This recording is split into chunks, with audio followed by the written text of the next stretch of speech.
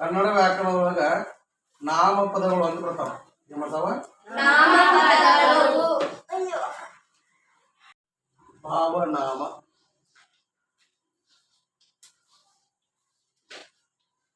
ಒಂದು ಭಾವನಾಮ. ಈಗ ಹೇಳ್ರಿ, ಭಾವನಾಮ ಇವೆಲ್ಲ ನಾಮಪದಗಳು ಇವು ಬರ್ತಾವ. ಈ ನಾಮಪದದೊಳಗ ಇಷ್ಟು ಭಾವನಾಮಗಳು ಅಥವಾ ಸರ್ವನಾಮ, ವಸ್ತುವಾಚಕ, ಗುಣವಾಚಕ, ಸಂಖ್ಯಾವಾಚಕ, ಸಂಖ್ಯಾವಾಚಕ, ಪರಿಮಾಣವಾಚಕ, ಪ್ರಕಾರವಾಚಕ, ದಿಗ್ವಾಚಕ, ಭಾವನಾಮ. ಇದಷ್ಟು ಎಷ್ಟು ಜನಕ್ಕೆ ಬರ್ತೈತಿ? ಎಷ್ಟು ಜನಕ್ಕೆ ಬರ್ತೈತಿ? ಸರ್ವನಾಮಗಳೊಳಗ 3 ವಿಧ ಬರ್ತಾವ. ಸರ್ವನಾಮಗಳೊಳಗ 3 ವಿಧ ಬರ್ತಾವ. ಯಾವ್ಯಾವ ಅಂದ್ರ, ಒಂದು ಆತ್ಮಾರ್ಥಕ ಸರ್ವನಾಮ, ಆತ್ಮಾರ್ಥಕ ಸರ್ವನಾಮ, ಪ್ರಶ್ನಾರ್ಥಕ ಸರ್ವನಾಮ, ಪ್ರಶ್ನಾರ್ಥಕ ಸರ್ವನಾಮ, ಮತ್ತು ಪುರುಷಾರ್ಥಕ ಸರ್ವನಾಮ,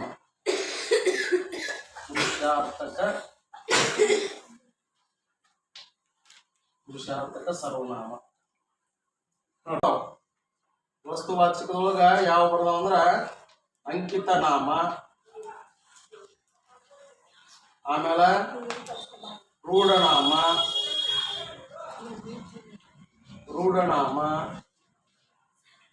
ಆಮೇಲೆ ಅನ್ವರ್ತಕ ನಾಮ ಅಂತ ಬರ್ತಾವ. ಅನ್ವರ್ತಕ ನಾಮ. ಆತ್ಮಾರ್ಥಕ ಸರ್ವನಾಮ ಒಳಗ ತಾವು, ತಮ್ಮ, ತಮಗೆ, ಈ ತ ಅನ್ನುವ ಶಬ್ದಗಳಿಂದ ಪ್ರಾರಂಭ ಆಕಾವಲ್ಲ, ಇವನ್ನೆಲ್ಲ ಎಲ್ಲಿ ಬರ್ತಾವಂದ್ರ ಆತ್ಮಾರ್ಥಕ ಶಬ್ದಗಳು ಬರ್ತದ. ಆತ್ಮಾರ್ಥಕ ಸರ್ವನಾಮ ಯಾವುದು? ತಾವು, ತಮ್ಮ, ತಮಗೆ, ತಮಗೋಸ್ಕರ, ತಮ್ಮಲ್ಲಿ, ತಮಗಾಗಿ ಅಂತ ತದಿಂದ ಪ್ರಾರಂಭ ಆಕಾವಲ್ಲ ಅಕ್ಷರಗಳು. ಸುಜನ್ ಕುಮಾರ, ತದಿಂದ ಪ್ರಾರಂಭ ಆಕಾವಲ್ಲ, ಇವೆಲ್ಲ ಆತ್ಮಾರ್ಥಕ ಸರ್ವನಾಮಗಳು. ಇದಾದ್ಮೇಲೆ ಪ್ರಶ್ನಾರ್ಥಕ ಸರ್ವನಾಮ ಅಂತ ಇರ್ತದೆ. ಏನ ಪ್ರಶ್ನಾರ್ಥಕ ಸರ್ವನಾಮ ಅಂದ್ರ, ಪ್ರಶ್ನಾರ್ಥಕ ಇದ್ರೊಳಗ ನೀವು ಇಂಗ್ಲಿಷ್ ಒಳಗೆ ಕೇಳ್ತೀರಿ WH ಕ್ವಶನ್ ಅಂತೇಳಿ. ಹಂಗ ಇಲ್ಲಿ ಏನು, ಏಕೆ, ಹೇಗೆ, ಎಲ್ಲಿ, ಯಾವಾಗ, ಯಾರು, ಮತ್ತ ಪ್ರಶ್ನೆ ಒಳಗಿರುವಂತದ್ದು ಇಲ್ಲಿ ಬರ್ತದೆ. ಏನು, ಏಕೆ, ಹೇಗೆ, ಎಲ್ಲಿ, ಯಾವಾಗ, ಏನ್ ಕೆಳಗಿನ ಪ್ರಶ್ನೆ ಕೇಳ್ಬೇಕು ನೀ. ಕೆಳಗಿನ ಅಂದ್ರೆ ಪ್ರಶ್ನೆ ಏನು, ಯಾವಾಗ, ಎಲ್ಲಿ, ಈ ತರ ಪ್ರಶ್ನೆಗಳು ಕೇಳ್ತೀವಲ್ಲ. ಯಾರಿಗೆ, ವೆರಿ ಗುಡ್. ಯಾರಿಗೆ, ಯಾವುದು ಮತ್ತೆ ಏನು ಹೆಚ್ಚು ಕಡಿಮೆ ಒಂದ ಅರ್ಥದಾಗ ಬರ್ತೈತಿ. ಆದ್ರೂ ಯಾವುದು ಮತ್ತ ಹೇಳ್ರು. ಎಲ್ಲಿಗೆ ಅಥವಾ ಎಲ್ಲಿ ಒಂದ, ಯಾವಾಗ ಐತಿ.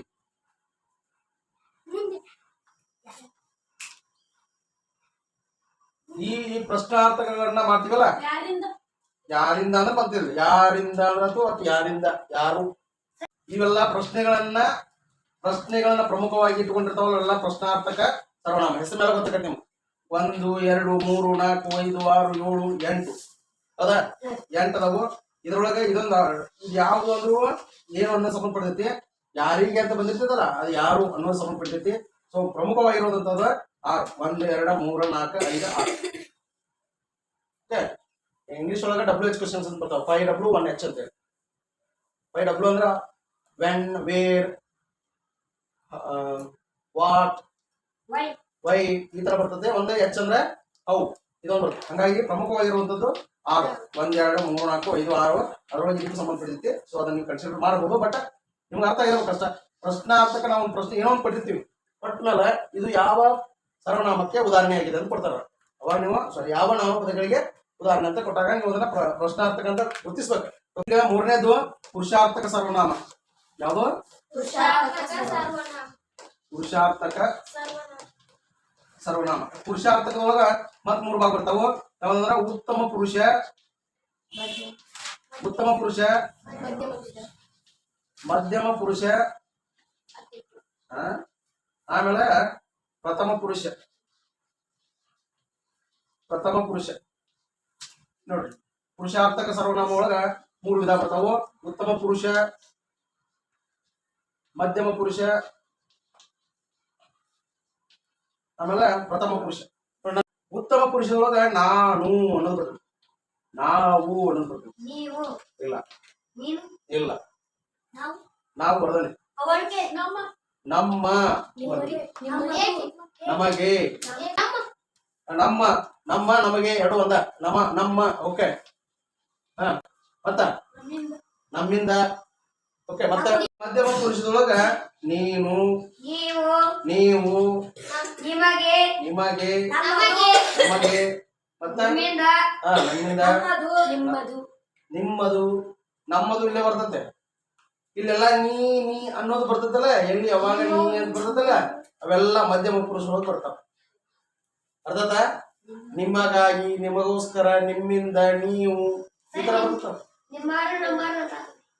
ನಿಮ್ಮವರು ಇಲ್ಲಿ ಬರ್ತದೆ, ನಮ್ಮವರು ಇಲ್ಲಿ ಬರ್ತದೆ. ಅರ್ಥಾತ? ನಾವು ಇನ್ನೇನ್ ಬರ್ತೈತಿ? ಪ್ರಥಮ ಪುರುಷ. ಪ್ರಥಮ ಪುರುಷ ಅಂದಾಗ ಏನ್ ಬರ್ತದಂದ್ರ, ಈಗ ನೋಡ್ರಿ, ನಿಮ್ ಮನ್ಯಾಗ ಯಾರು ಮೊದಲು? ಹಿರಿಯಾರು ಮೊದಲು, ನೀ ಮೊದಲು? ಹಿರಿಯಾರಂದ್ರೆ ಯಾರು? ಅವರು. ಅವರು ಪ್ರಥಮ ಪುರುಷ ಅಂದ್ರೆ ಮೊದಲವರು ಅಂತ, ಹೌದಲ್ಲ? ಅದನ್ನ ನೆನಪಿಟ್ಕೊಂಡಂಗ. ಅವರು ಪ್ರಥಮರ, ಅವ್ರು ಮೊದಲ. ಅವರು ಅಂತ ಬರ್ತದಲ್ಲ, ಯಾವಾಗ ಅವರು, ಅವನು, ಅವಳು, ಅವಳು, ಅವನಿಗೆ, ಅವರಿಗೆ, ಅವರು, ಅವನು, ಅವಳು. ನಿನಗೆ ಏನ್ ಬರ್ತದ ಮಧ್ಯಮ ಪುರುಷರೊಳಗ? ನೋಡ್ಕೊರಿ, ಅವರು ಯಾರು ಮೊದಲು? ಪ್ರಥಮ ಪುರುಷ ಅಂದ್ರೆ ಪ್ರಥಮ ಅಂದ್ರೆ ಯಾರ? ಪ್ರಥಮ ಅಂದ್ರೆ ಯಾರ? ಅವರು ಮೊದಲವರ, ದೇವ್ರ ಮೊದಲ.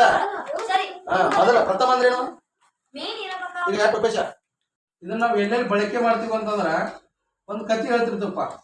ಒಂದು ಊರಿನಲ್ಲಿ ಒಬ್ಬ ರಾಜನಿದ್ದ ಅಂತ ಓದಿರ್ತೀವಿ. ರಾಜನಿದ್ದ. ಇಲ್ಲೇನ್ ಬರ್ತೀವಿ? ಅವನ ಅಂತ ಬರ್ತೀವಲ್ಲ, ಇಲ್ಲಿ ಅವನಿಗೆ ಅಂತ ಬರ್ತೀವಿ. ಇಬ್ಬರು ಹೆಣ್ಣು ಮಕ್ಕಳಿದ್ದರು. ಅವನಿಗೆ ಇಬ್ಬರು ಹೆಣ್ಣು ಮಕ್ಕಳಿದ್ದರು. ಹಂಗ ಬಂದಾಗ ಇಬ್ಬರು ಹೆಣ್ಣು ಮಕ್ಕಳಿದ್ದಾಗ, ಆಮೇಲೆ ಮತ್ತು ಅವನಿಗೆ ಇಬ್ಬರು ಗಂಡು ಮಕ್ಕಳಿದ್ದರು ಅಂತ ನಾವು ಬರಿತೀವಲ್ಲ. ಆ ಅವನಿಗೆ ಅಂತ ಯಾಕೆ ಬರ್ತೀವಂದ್ರ, ಒಳ್ಳಮಣ ರಾಜ ಬರಾಕ್ ಹೋದ್ರೆ ಏನಕತಿ, ಅಷ್ಟೊಂದು ನಮ್ಮ ಕನ್ನಡಕ್ಕೆ ಸರಿ ಆಗಂಗಿಲ್ಲ. ಹಂಗಾಗಿ ಆ ರಾಜ ಅನ್ನೋ ಬದಲಾಗಿ ಇದನ್ನ ತಗೋತಾರ, ಹೆಸರು ಬದಲಾಗಿ ಒಳ್ಳಮಣ ಹೆಸರು ಕರೀದಿರ್ತದೆ. ಏನ ನಾವ್ ಆಗ ಏನೋ ಬಂದಿರ್ತೇವೆ. ಈಗ ಆಗಲೇ ಅವಂಗ ಹೋಗ್ತೀನಲ್ಲ, ಅವಂಗ ಹೋಗಿದ್ದೀನಿ ಚಾಕ್ಪೀಸ್. ಯಾರಿಗೆ ಹೋಗ್ಬೇಕು? ಯಾರಿಗೆ ಹೋಗ್ಬೇಕ? ಯಾರಿಗೆ ಹೋಗಿಬೇಕು ಚಾಕ್ಪೀಸ? ಆಗಲೇ ಅವನಿಗೆ ಹೋಗಿದ್ದೀನಲ್ಲ, ಯಾರಿಗೆ ಹೋಗಿದ್ದೆ? ಟೊಪೇಶ್ಗೆ ಗೊತ್ತಾತಿಲ್ಲ. ಈಗ ಅವನಿಗೆ ಹೋಗದಾನಂತ ಅಂದ್ಮೇಲೆ ಅದು ಯಾವಾಗ ಬರ್ತತಿ ನೋಡ್ರಿ, ಒಳ್ಳಮಣ ಟೊಪೇಶ್ ಅಂತ ಅನ್ನಕ್ಕೆ ಬಂದು ನಾ ಆಗಲೇ ಹೋಗ್ದಿನಲ್ಲ, ಅವನಿಗೆ ಹೋಗಿದ್ದಾನಂದ್ರೆ ನಿಮ್ಗೆಲ್ಲ ಗೊತ್ತಾತಿ. ಈಗ ಯಾಕಂದ್ರೆ ನಿಮ್ಗೆ ಆಲ್ರೆಡಿ ಗೊತ್ತೈತಿ ಯಾರು ಹೋಗ್ತೀನಿ ಅಂತೇಳಿ, ಹೌದಿಲ್ಲ? ಅವನಿಗೆ ಅಂತ ಬರ್ತಲ್ಲ ಅವಾಗ.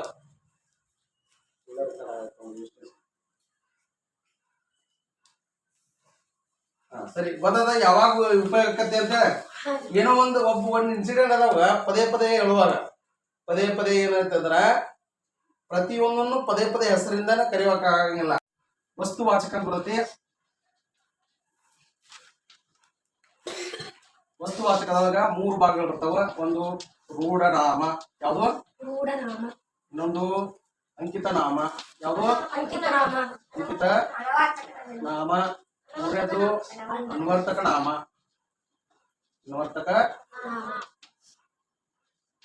ಅನ್ವರ್ತಕ ನಾಮ ಬರ್ತದೆ. ಇದನ್ನ ಕರೆಕ್ಟಾಗಿ ಕಲ್ಕೋರಿ, ಈಸಿ ಐತಿ. ನಾನು ಈಸಿ ಆಗ್ತಿದ್ದ ಬಿಟ್ರಲ್ಲ, ರೂಢಿಯಿಂದ ಬಂದಂತದ ಇರುವಂತಹ ಇದು. ಈಗ ಶಾಲೆ ಅಂತ ಐತಿಪ್ಪ, ಈಗ ಏನಾರ ಹೆಸರು ಯಾರ? ಶಾಲೆ ಅನ್ನೋದು ರೂಢನಾಮ. ಏನ ಆಮೇಲೆ ಆಮೇಲೆ ದೇವಾಲಯ ಅನ್ನೋದು ಒಂದು ರೂಢನಾಮ. ಮತ್ತೊಂದು ಉದಾಹರಣೆ ನದಿ ಅನ್ನೋದು ರೂಢನಾಮ. ಬೆಟ್ಟ ಅಥವಾ ಗುಡ್ಡ ಅಂತೀವಲ್ಲ ಅವೆಲ್ಲ ರೂಢನಾಮ. ಆಮೇಲೆ ಈಗ ಹುಡುಗದನ ಬಿಗಿರಿ. ಆಮೇಲೆ